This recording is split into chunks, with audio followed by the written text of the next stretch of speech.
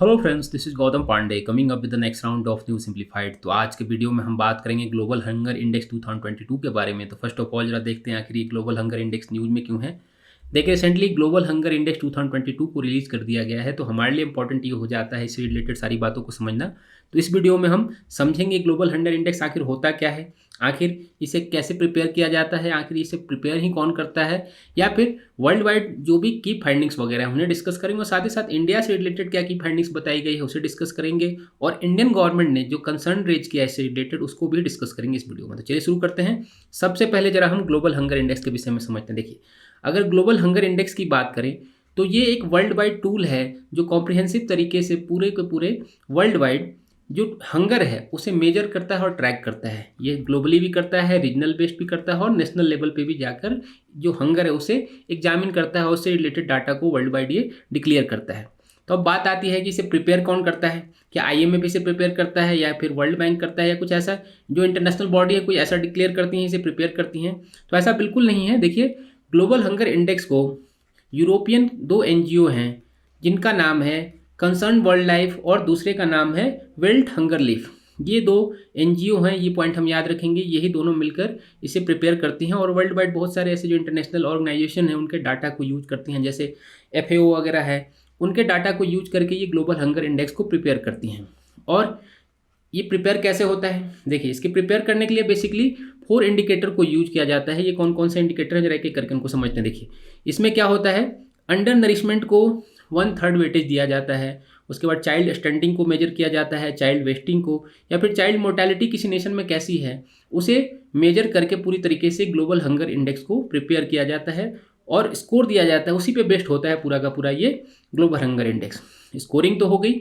उसके बाद क्या होता है कि जो वर्ल्ड वाइड हमारे जितने भी नेशन वगैरह हैं उन्हें कैटेगराइज किया जाता है। देखिए, 5 लेवल पे कैटेगराइज किया जाता है इन्हें। ये होते हैं कौन कौन से, इसको एक एक करके देखते हैं जरा। देखिए, पहला होता है लो। लो ऐसी कैटेगरी होती है, मीन्स जहाँ स्कोर उनका 10 से बिलो होगा। मीन्स 10 से अगर बिलो किसी नेशन को स्कोर मिलता है तो वो लो कैटेगरी में रखा जाता है। फिर मॉडरेट होता है। मॉडरेट मीन्स अगर किसी की स्कोर 10 से लेकर 19.9 तक हो, मीन्स 20 से नीचे हो, तो उन्हें मॉडरेट कैटेगरी में रखा जाता है। फिर होता है सीरियस कैटेगरी। मीन्स अगर किसी नेशन का स्कोर 20 से लेकर 34.9 तक होता है तो उसे सीरियस कैटेगरी में रखा जाता है। फिर अलार्मिंग कैटेगरी होती है जिसमें 35 से लेकर 49.9 तक स्कोर रखा जाता है। और एक्सट्रीमली अलार्मिंग ऐसे नेशन को रखा जाता है कैटेगरी में जिनका स्कोर 50 से भी आप समझिए ज़्यादा हो जाता है।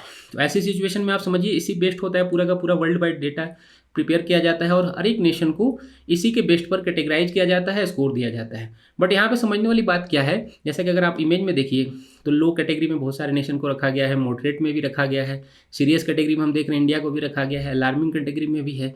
बट कुछ ऐसे नेशन भी हैं, एक अलग सेगमेंट होता है जिसमें किसी भी नेशन को कैटेगराइज नहीं किया जाता है, मतलब इंक्लूड नहीं किया जाता है इस इंडेक्स में। तो ये समझना जरूरी होता है कि किस किस नेशन को इसमें इंक्लूड नहीं किया जाता है, क्योंकि अगर हम बात करें तो बहुत सारे नेशन ऐसे दिख रहे हैं जिनका कोई कलर नहीं दिख रहा है मैप में हमें। तो देखिए, यहाँ पे ये समझना जरूरी है कि इस इंडेक्स में USA हो गया, कनाडा हो गया, UK हो गए, या फिर स्वीडन, नॉर्वे वगैरह हो गया, ऑस्ट्रेलिया हो गया, जापान हो गए, साउथ कोरिया वगैरह हो गए, इन सारे नेशन को इस इंडेक्स में शामिल नहीं किया जाता है। इसके पीछे कारण बताया जा रहा है। ग्लोबल हंगर इंडेक्स का कहना है कि ये जो नेशन जिसकी हम बात कर रहे हैं ये सारे डेवलप नेशन है, और इनके यहाँ इनका मानना है ऐसा कि इनके यहाँ पे इन डेवलप कंट्रीज में किसी तरह का कोई हंगर प्रॉब्लम या माल न्यूट्रिशन प्रॉब्लम नहीं है, जिसके कारण इन्हें ग्लोबल हंगर इंडेक्स में शामिल नहीं किया जाता है। तो ये पॉइंट भी हम याद रखेंगे किस किस नेशन को शामिल नहीं किया जाता है, क्योंकि शामिल करने वाले तो बहुत सारे नेशन हैं, बट कौन कौन से नेशन शामिल नहीं है वो भी बहुत इंपॉर्टेंट, इस तरह के क्वेश्चन भी बन सकते हैं।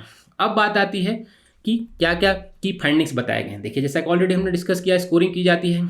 तो इसमें जो स्कोरिंग किया गया उस पर बेस्ड करके 17 ऐसे कंट्रीज निकले जिनका स्कोर 5 पॉइंट से बिलो है। मीन्स 5 से बिलो 17 नेशन ऐसे है, और सारे 17 कंट्रीज को कलेक्टिवली रैंक 1 दे दिया गया है। तो ये पॉइंट हम याद रखेंगे। इसमें बेलारूस है, बोस्निया हर्जगोविना है, चिली है, चाइना है। ये पॉइंट हम याद रखेंगे यहाँ पर कि एशिया के 2 कंट्री हैं, एक है चाइना और दूसरा है कुवैत, जिसे टॉप रैंक में शामिल किया गया है। बाकी एशिया के कोई ऐसे नेशन नहीं है जिन्हें टॉप रैंक में जगह मिली है।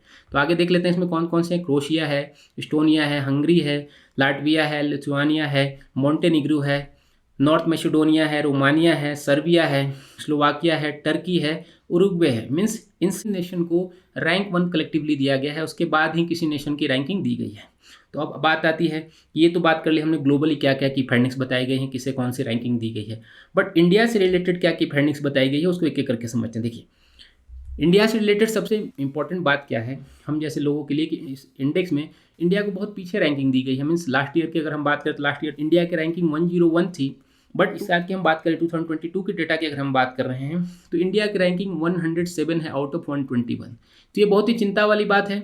लास्ट ईयर 2021 में हम देख रहे हैं कि इंडिया की रैंकिंग 101 है और एक साल के बाद हम देख रहे हैं कि इंडिया की रैंकिंग में 6 रैंक का और डिक्लाइन देखने को मिल रहा है। और सबसे इंपॉर्टेंट बात क्या है कि इंडिया के जितने नेबरिंग कंट्री वगैरह हैं, जैसे अगर हम श्रीलंका की बात करें, इंडोनेशिया, नेपाल, बांग्लादेश, पाकिस्तान की बात करें, तो इनकी रैंकिंग इंडिया से ज़्यादा अच्छी है। आप समझ सकते हैं श्रीलंका जैसे नेशन हाल फिलहाल में जहाँ भुखमरी वाली कंडीशन बनी हुई थी, इंडिया से फूड ग्रेन वगैरह भेजा जा रहा था, उसकी भी रैंकिंग 64 बताई गई है और इंडिया की रैंकिंग 107 बताई गई है। तो एक मतलब कंसर्न गवर्नमेंट ऑफ इंडिया ने रेज किया है कि पूरी तरह से ये जो ग्लोबल हंगर इंडेक्स है उसे इंडियन गवर्नमेंट डिनाई करती है, एक्सेप्ट ही नहीं करती। उनका कहना है कि जो आपने प्रिपेयर किया है, जो डाटा जारी किया है वो पूरी तरह से फेक है, एक प्रोपेगेंडा कहा गया है जो इंडियन इमेज है उसे ख़राब करने के लिए। तो आप समझ सकते हैं, क्योंकि आप सोचिए कि नेपाल, बांग्लादेश, पाकिस्तान जैसे नेशन को, जो हमारे नेबरिंग कंट्री जहाँ पर हालत बहुत बुरी है, उसको भी इंडिया से अच्छी रैंकिंग दी गई है। तो ऐसे ओवरऑल तरीके से यही कहा जा सकता है कि ये एक प्रोपोगेंडा है।